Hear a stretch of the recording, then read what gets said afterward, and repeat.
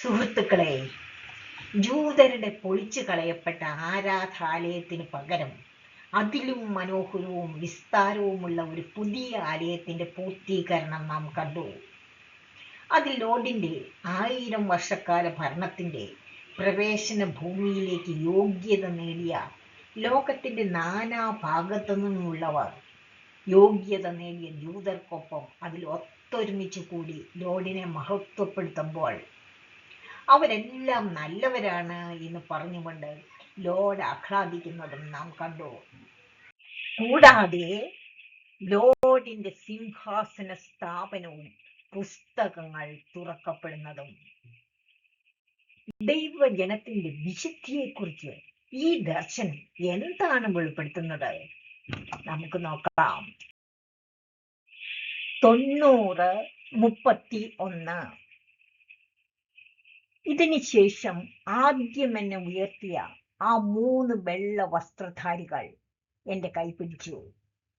ആ ആട്ടുകൊറ്റന്റെ കൈയും എന്നെ പിടിച്ചു. ന്യായവിധി നടക്കുന്നതിന് മുമ്പ് എന്നെ എടുത്തു പൊക്കി ആ ആടുകളുടെ നടുവിൽ അവർ എന്നെ ഇറക്കി നിർത്തി. 90:32. ആ ആടുകളെല്ലാം വെളുത്തതും രോമം കട്ടിയുള്ളതും ശുദ്ധവുമായിരുന്നു. ആരാണ് ഈ 3 പേർ?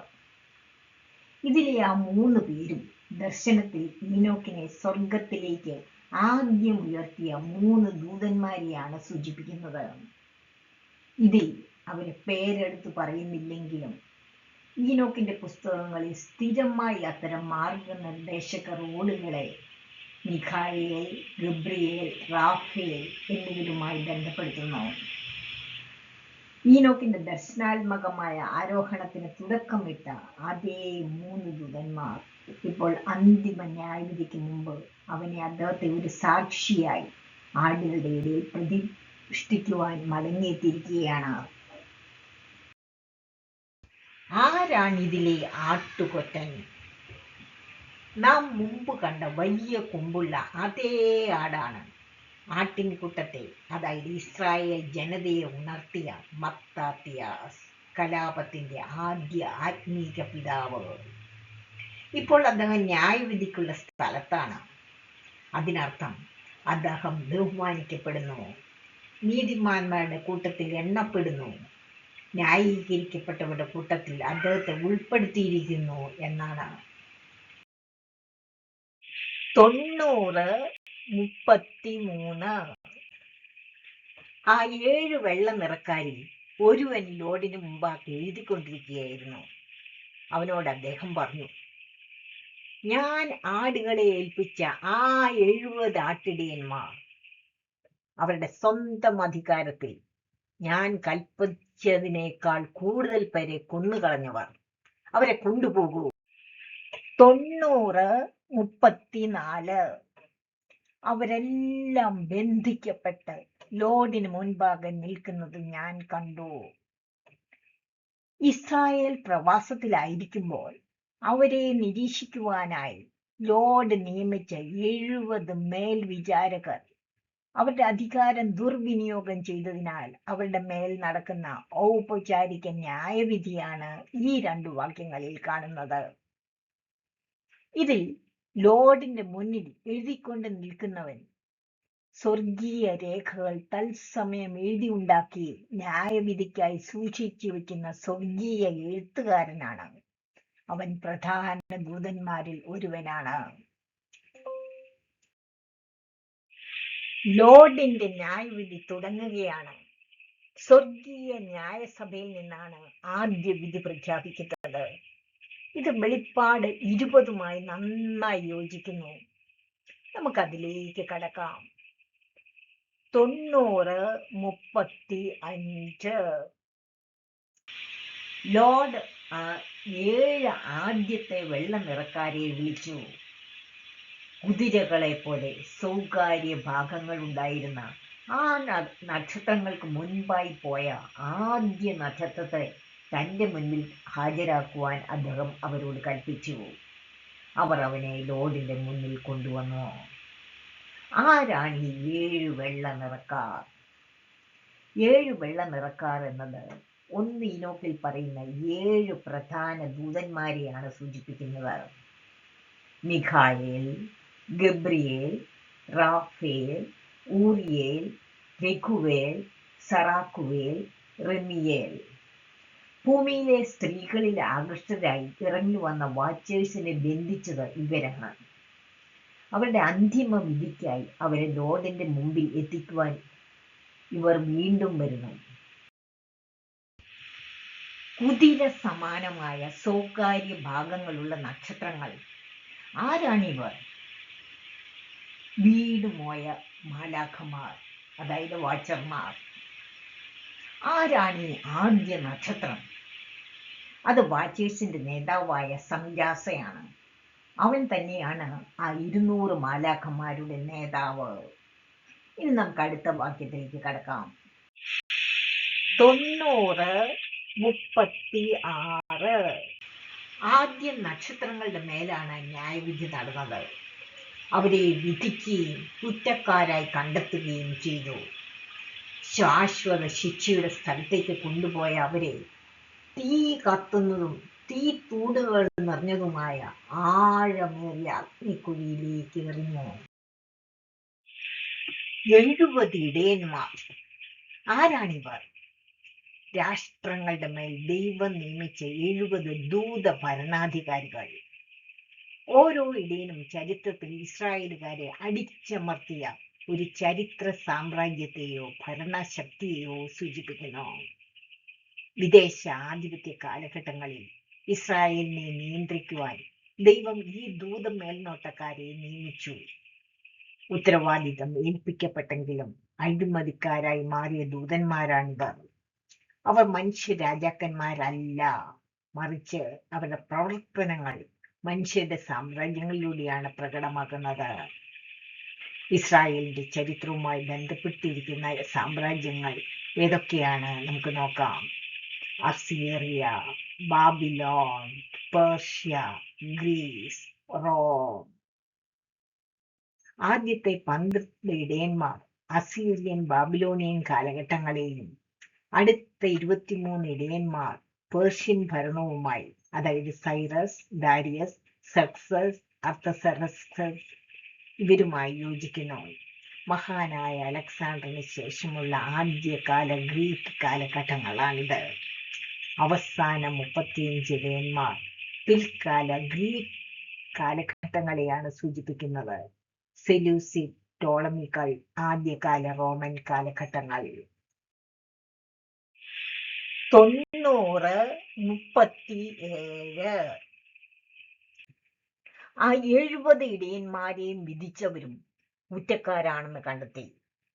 അവരെയും അഗ്നിയുടെ അഗാധത്തിലേക്ക് എറിഞ്ഞു. ദൈവകൽപ്പന ലംഘിച്ച വാച്ചേഴ്സിന്റെ അതേ ശിക്ഷാവിധിയാണ് ലോർഡ് അനുവദിച്ച അധികാര പരിധി മറികടന്ന് ഇസ്രായേൽ മക്കളെ ചിട്ടയിൽ നടത്തുവാൻ പ്രാപ്തരാക്കുന്നതിന് പകരം അവരെ കൊന്നു നശിപ്പിക്കുവാൻ കൂട്ടുനിന്ന ദേവഗണങ്ങൾക്കും വിധിച്ചിരിക്കുന്നത്. 90, 38. ആ സമയത്ത് ഭൂമിയുടെ നടുവിൽ തീ നിറഞ്ഞ സമാനമായ ഒരു അഗാധം എങ്ങനെ തുറക്കപ്പെട്ടുവെന്ന് ഞാൻ കണ്ടു. അവർ ആ അന്ധരായ ആടുകളെ കൊണ്ടുവന്ന് അവരെല്ലാം വിധിക്കുകയും കുറ്റക്കാരാണെന്ന് കണ്ടെത്തുകയും ചെയ്തു. ആ അഗാധത്തിലേക്ക് എറിഞ്ഞവരെ കത്തിച്ചു കളഞ്ഞു. ആ അഗാധം ആ വീടിന്റെ തെക്കുഭാഗത്തായിരുന്നു. 90, 39. ആ ആടുകളും അവരുടെ അസ്ഥികളും കത്തുന്നത് ഞാൻ കണ്ടു. ഈനോക്ക് ഇതിൽ കാണുന്നത് ഇസ്രായേലിലെ അവിശ്വസ്തർക്കുള്ള അഗ്നി ന്യായവിധിയാണ്. നശിപ്പിക്കേണ്ട ജനത ദൈവത്തെ നിരസിച്ച് ദുഷ്ട ഇടയന്മാരെ പിന്തുടർന്ന് മുന്നറിയിപ്പുകൾ നൽകിയിട്ടും മാനസാന്തരം നിരസിച്ചവരാണിവർ. ബൈബിളിൽ ഇതിനും സമാനതകളുണ്ട്. എസ്കേൽ 20:38. ദൈവം ഇസ്രായേലിൽ നിന്ന് മത്സരികളെ ശുദ്ധീകരിക്കുന്നു. മലാഖി 4:1. ദുഷ്ടന്മാരെ വൈക്കോൽ പോലെ ചുട്ടുകളയുന്നു. വെളിപ്പാട് 20:15. ജീവപുസ്തകത്തിൽ ഇല്ലാത്തവരെ തീ പൊയ്കയിലേക്ക് എറിയുന്നു. 90-40. ഇതാണ് ഞാൻ ഉറങ്ങുമ്പോൾ കണ്ട ദർശനം. ഞാൻ ഉണർന്ന നീതിമാനായ കർത്താവിനെ വാഴ്ത്തി മഹത്വപ്പെടുത്തി. 41. എന്നാൽ അതിനുശേഷം ഞാൻ അതിദുഃഖത്തോടെ കരഞ്ഞു. എനിക്ക് സഹിക്കാൻ കഴിയാതെ വരുന്നത് വരെ എന്റെ കണ്ണുനീർ നിലച്ചില്ല. ഞാൻ അതൊക്കെ കണ്ടതിനാൽ എന്റെ കണ്ണിൽ നിന്നും കണ്ണുനീർ താഴേക്ക് ഒഴുക്കി പോകുന്നത് ഞാൻ കണ്ടു. കാരണം മനുഷ്യരുടെ എല്ലാ പ്രവൃത്തികളും അവരുടെ ക്രമത്തിൽ എനിക്ക് കാണിച്ചു തന്നു. അവയൊക്കെയും സംഭവിക്കുകയും നിറവേറുകയും ചെയ്യും. 42. ആ രാത്രിയിൽ ഞാൻ എൻ്റെ ആദ്യ സ്വപ്നമോർത്തു. ആ ദർശനം കണ്ടതിനാൽ ഞാൻ അസ്വസ്ഥനായി. അതോർത്തപ്പോൾ ഞാൻ കരഞ്ഞു. ഇവിടെ പ്രത്യേക ഒരു കാര്യം ശ്രദ്ധിക്കുക. ഈ പരമ്പരയിലെ ആദ്യത്തെ 3 സ്ലൈഡുകൾ ഈനോക്ക് കണ്ട ആദ്യ സ്വപ്നത്തിൽ നിന്നുള്ളവയാണ്. എന്നാൽ ആ സ്വപ്നം യഥാർത്ഥത്തിൽ കർത്താവിന്റെ സഹസ്രാബ്ദ ഭരണത്തിന്റെ അവസാന ഘട്ടമാണ് വിവരിക്കുന്നത്. നിങ്ങൾ ഇതുവരെ ആ സ്ലൈഡുകൾ കണ്ടിട്ടില്ലെങ്കിൽ ദയവായി ആദ്യം അവ കാണുക. നിങ്ങളുടെ പ്രത്യേക ശ്രദ്ധയ്ക്ക്, സ്വപ്ന ദർശനങ്ങൾ അവസാന ന്യായവിധി വരെ മാത്രമാണ് വരുന്നത്. എന്നാൽ അതിനുശേഷം ഈനോക്ക് എഴുതിയ ഉപദേശങ്ങൾ ഉണ്ട്. ബൈബിളിൽ പുതിയ ലോകത്തെക്കുറിച്ചുള്ള വരുവാനിരിക്കുന്ന പ്രവചനങ്ങളിൽ ചിലത് അവിടെ കാണാം.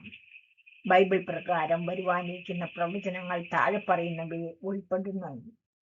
നീതിമാന്മാരുടെ ഉയർപ്പ്, ലോർഡ് രാജ്യം ദൈവത്തിന് തിരികെ ഏൽപ്പിക്കുന്നത്, ദൈവത്തിന്റെ അധികാരത്തിൽ ദാവീദ് ഭരിക്കുന്നത്, ശാശ്വത നീതിയുടെ വഴികളും ഇതിൽ വിശദീകരിക്കുന്നു. ഞാനൊന്ന് ഓടിച്ചു നോക്കിയപ്പോൾ ഇതിൽ ചിലതെല്ലാം ഹാനോക്ക് തന്റെ മക്കൾക്ക് കൊടുക്കുന്ന ഉപദേശങ്ങളിൽ ഉള്ളതായി കണ്ടു. പ്രത്യേകിച്ച് മരിച്ച നീതിമാന്മാരുടെ ഉയർത്തെഴുന്നേൽപ്പ് തുടങ്ങിയവ.